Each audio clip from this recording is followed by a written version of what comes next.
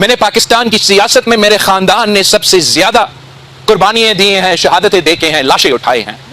मैं इसलिए जानता हूं कि क्या क्या गुजरता है उन खानदानों पे, उन पुलिस ऑफिसर के, उन फौज के ऑफिसर्स के खानदान पे, जो काम के लिए, आपको तहफ़्फ़ुज़ दिलवाने के लिए, कश्मीर के अवाम को तहफ़्फ़ुज़ दिलवाने के लिए काम के लिए निकले थे, मगर वापस नहीं आ सके। मैं जानता हूं वो दुख, वो दर्द, वो तकलीफ जो उन खानदानों पे गुजर रहे हैं, जिनके बच्चे वो सही होंगे, गलत होंगे, नौजवान है, सियासी नारा सुन के बाहर निकले हैं, किसी ने उनका अपने हकूक का दावा किया है तो वो बाहर निकले हैं, कोई तो बोर्ड बैठे हुए घर पे, तूने 30 दिन से इनका इंटरनेट बंद किया है तो इसलिए बाहर निकले हैं। वो भी शहीद हो रहे हैं तो मुझे उनका दुख, उनका खानदान का दुख, उनके वालिदैन का दुख, उनका वालिदा का दुख, उनका वालिद का दुख, उनका भाई का दुख, उनका बहन का दुख मैं जानता हूं। आप इनको अगर सजा दिलवाना भी चाहते हो तो आप सड़क पे इसी तरीके से सजा नहीं दिलवा सकते। सजा दिलवाना चाहते हो तो कोई आपको मना नहीं करेगा कि किसी ने कानून अपने हाथ में लिया, किसी ने मेरा फौज के ऑफिसर को शहीद किया, किसी ने मेरा पुलिस ऑफिसर को शहीद किया, तो कानून के मुताबिक उनके खिलाफ एक्शन होगा।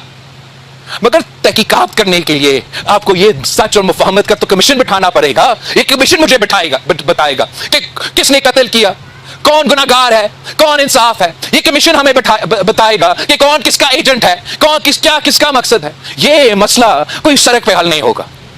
और इसलिए जो दूसरे वाला फेज है इसमें ज्यादा अहम है कि पाकिस्तान पीपल्स पार्टी के कारकुन दिन रात मेहनत करे, दिन रात मेहनत करके आपने पीपल्स पार्टी को जितवाना है। मैं जो मुझे नजर आ रहा है, जो रास्ता हमने पकड़ा है, और अगर खुदा ना खास्ता किसी और को आजाद कश्मीर हुकूमत संभालने का मौका मिला, जो मुस्तकबिल नजर आ रहा है मेरा आजाद कश्मीर के लिए, वो बहुत परेशान कुन है।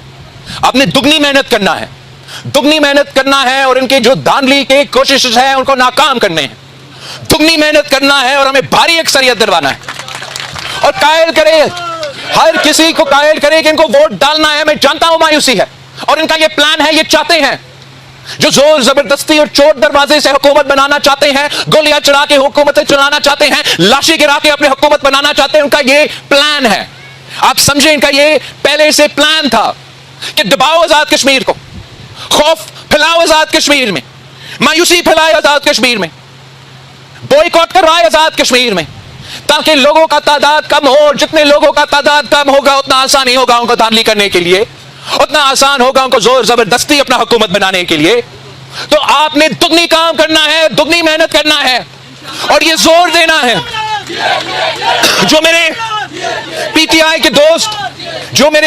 के दोस्त बॉयकॉट का जो आपके साथ गेम खेला है, इनका समझ में नहीं आ रहा।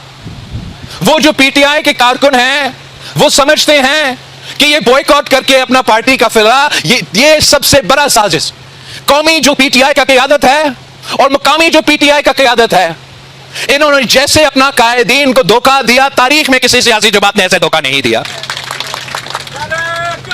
उनको भी एक तरफ से बॉयकॉट में लगा के और यहां फिर आधा टीटू राधा बटेर का जो आपके सामने उम्मीदवार लगा दिया है। बॉयकॉट नहीं, आए वोट डालो, और वोट डालना है तो ऐसे जमात में वोट डालो, ऐसे उम्मीदवार के वोट डालो। कोई ये नहीं देखेगा कि तुम पाकिस्तान पीपल्स पार्टी वाले हो, तुम पीटीआई वाले हो, तुम नून लीग वाले हो, तुम जैक शैक वाले हो। मेरे उम्मीदवार देखेगा तो सिर्फ ये देखेगा कि आप कश्मीर का शहरी हो, आप इस इलाके के रहने वाले हो, और उसी अंदाज में आपका तहफ़्फ़ुज़ करेगा। आप दुगनी मेहनत करें।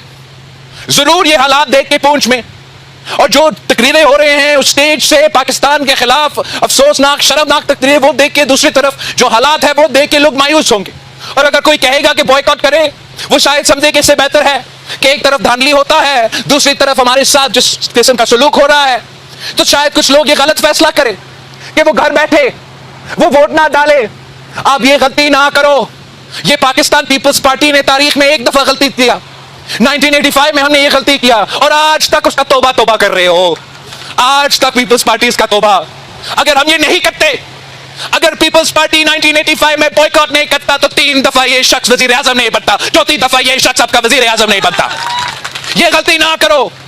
बॉयकॉट के करने वालों के पास पहुंचो और समझाओ कि अगर आपने अपने हक लेना है तो एक ही तरीका है। किसी ने नहीं कहा कि आपके साथ कि दुनिया ने इंसाफ करना है, आपने जिदोजहद करना है, अपना हक छीनना है। और एक ही तरीका है, सड़क पे जाके बैठ के शोर लगा के। आपको हक नहीं मिलना।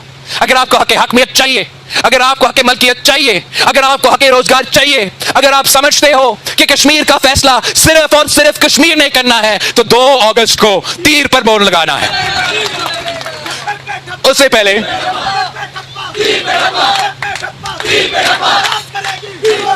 मैं आप सबको दावत देता हूं कि 30 जुलाई को मुजफ्फराबाद में पाकिस्तान पीपल्स पार्टी का जलसा होना जा रहा है। आपने ना सिर्फ खुद आना है, आपने सबको साथ लेकर आना है।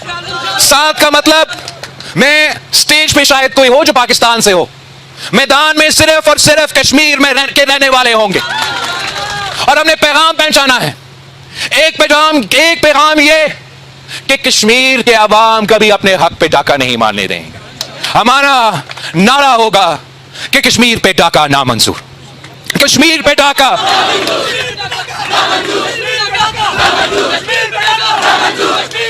इंशाअल्लाह ताला हमारा जिदोजहद जारी रहेगा।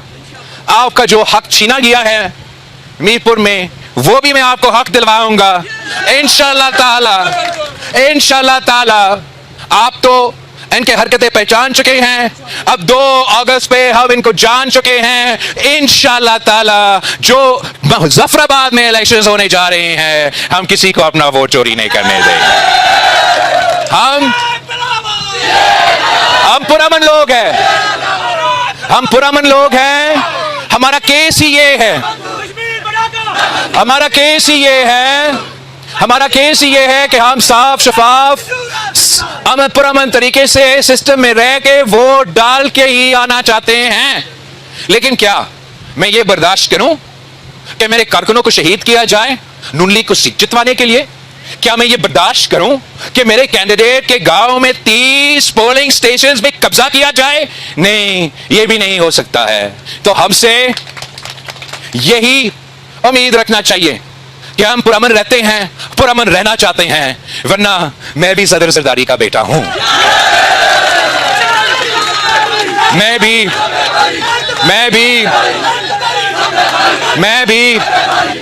भी मीर शाहनवाज भुट्टो और मीर मुर्तजा भुट्टो का भांजा हूं। मैं सियासत अगर करना चाहता हूं तो शहीद मोहतरमा बेनजीर भुट्टो की तरह करना चाहता हूं। मुझे मजबूर ना करे कि पाकिस्तान पीपल्स पार्टी भी ये सोचे कि पाकिस्तान पीपल्स पार्टी भी एतमाद उठ जाए। इंशाअल्लाह ताला 30 जुलाई को हम मुजफ्फराबाद में मिलते हैं और 2 अगस्त की रात को हम साथ मिलके जश्न मनाएंगे। जिए भुट्टो, जिए अवाम।